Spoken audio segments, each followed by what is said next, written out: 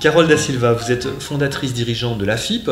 Cette association œuvre pour une meilleure insertion des jeunes diplômés issus des minorités visibles dans le monde de l'entreprise. Minorités visibles ? Oui, minorité visible pour définir toutes les personnes qui ne sont pas physiquement, en tout cas de couleur blanche. C'est pas très politiquement correct d'utiliser ce thème-là, mais c'est volontaire pour dire toutes les personnes qui sont d'apparence différente dans notre société. Très bien. Alors nous sommes en 2025. Est-ce que vous pouvez nous relater les 3 avancées majeures en ce qui concerne l'intégration de ces jeunes diplômés issus des minorités visibles ? Je pense que la première avancée, c'est déjà le fait d'être sorti du déni. Parce qu'aujourd'hui, on peut parler justement, utiliser le thème minorité visible, parler des Noirs, des Arabes, de toutes les personnes qui sont différentes dans notre société sans pour autant les stigmatiser. Je pense que ça a déjà été la première avancée pour moi, puisque le fait de pouvoir nommer les choses vous permet de pouvoir y travailler. La deuxième avancée majeure, c'est la mise en place des indicateurs ethno-raciaux ou d'indicateurs de statistiques ethniques. Je pense que ce qui ne se compte pas n'existe pas. Et par conséquent, le fait de pouvoir avoir des indicateurs et d'avoir des chiffres nous permettent de prendre en compte la réalité de la situation de ces populations-là et de pouvoir mettre en place des actions spécifiques pouvant leur permettre d'améliorer leur situation. Loin de nous l'idée de pouvoir dire on est en train de diviser la société française, bien au contraire.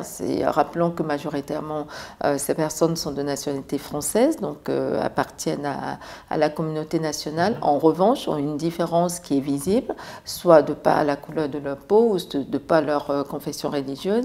Est-ce qu'il y a pour autant moins de discrimination dans notre société française en 2025? Il y a une prise de conscience, une réelle avancée. La question des discriminations recoupe de nombreuses réalités, notamment les discriminations liées aux origines, puisqu'il y a les origines sociales, il y a les origines culturelles, mais aussi il y a les origines religieuses.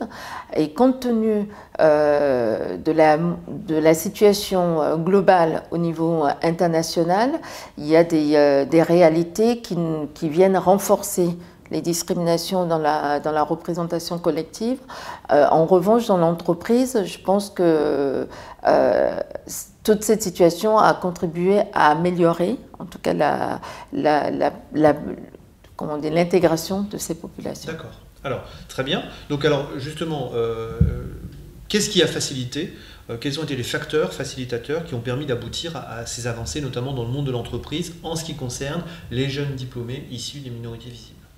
Je dirais qu'il y a eu une mobilisation générale, un engagement collectif de toutes les parties prenantes, à savoir le monde associatif, dont je fais partie, le monde des entreprises, mais aussi la société civile et bien évidemment le monde institutionnel. Aucune action n'aurait pu avoir lieu aujourd'hui s'il n'y avait pas eu cette mobilisation générale et cet engagement collectif. Vous vous souvenez, Carole Da Silva, il y a 10 ans, je vous avais interviewé et je vous avais demandé de formuler un certain nombre de recommandations pour une meilleure insertion des minorités visibles, des jeunes diplômés au sein de l'entreprise. Regardons ensemble cette vidéo. Carole Da Silva, nous sommes en 2015. Aujourd'hui, quelles sont vos recommandations majeures pour que l'intégration des jeunes diplômés issus des minorités visibles progresse dans notre pays? Je pense que dans un premier temps, il faudrait déjà requalifier de quel type de jeunes on parle et de quel type d'intégration on parle. Parce que dès qu'on parle de la question des minorités visibles, ça recoupe des réalités qui sont totalement différentes. On ne pourra pas avoir le même traitement pour des primo-arrivants, pour des jeunes qui sont certes issus de l'immigration, mais de nombreuses générations déjà, ou des personnes qui sont arrivées post-bac par exemple. C'est absolument pas le même type d'accompagnement en termes d'intégration professionnelle.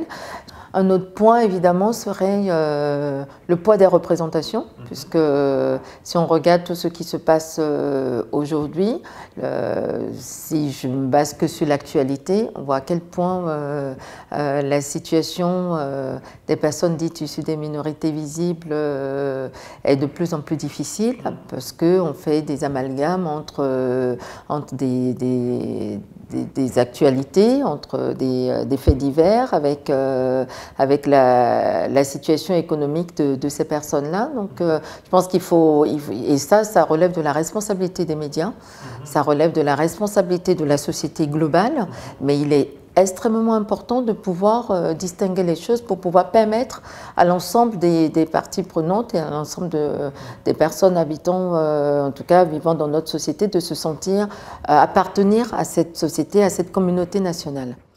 Une autre recommandation porterait sur le traitement des faits divers par les médias, qui contribuent vraiment à nourrir les représentations et les préjugés sur l'ensemble des personnes qui sont issues des minorités visibles. Et bien évidemment, on sait très bien que l'entreprise n'est pas en dehors de la société, que ce que nous pouvons vivre et retrouver dans la société sociale a un impact direct dans notre attitude, dans notre capacité à fonctionner dans l'entreprise. Et je pense que ça dessert beaucoup les jeunes qui sont issus des minorités visibles sur le poids des représentations qu'on pourrait porter sur. Quelles sont les recommandations majeures que vous pourriez formuler pour effectivement améliorer l'intégration des jeunes issus des minorités visibles dans le monde de l'entreprise? Une des principales recommandations serait que l'entreprise accepte d'avoir des personnes issues de toutes les diversités ou des minorités visibles à tous les niveaux de responsabilité dans l'entreprise.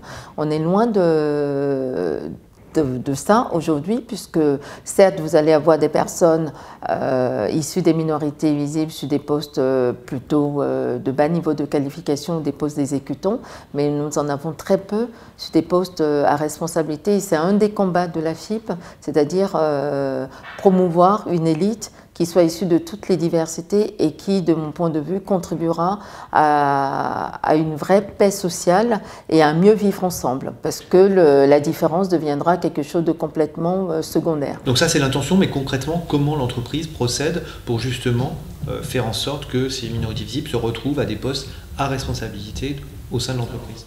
Pour ce faire, il faudrait que l'entreprise puisse d'une part élargir ses modes de recrutement, revoir ses process en matière de recrutement, avoir une vraie politique de gestion de carrière et de promotion de toutes les diversités au sein de l'entreprise, lutter concrètement contre le plafond de verre dans l'entreprise et à côté de ça, revoir ces critères de sélection, c'est-à-dire tout à l'heure je parlais du système très élitiste de notre société qu'on retrouve beaucoup dans l'entreprise.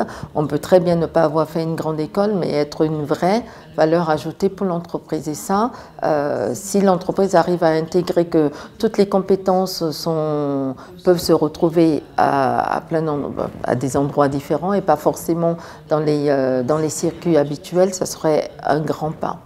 Que de progrès accomplis en 10 ans. Notre société et le monde de l'entreprise sont plus humains. Nous gagnons en bien vivre ensemble. Les évolutions accomplies sont telles que je ne voudrais pas revenir en 2015.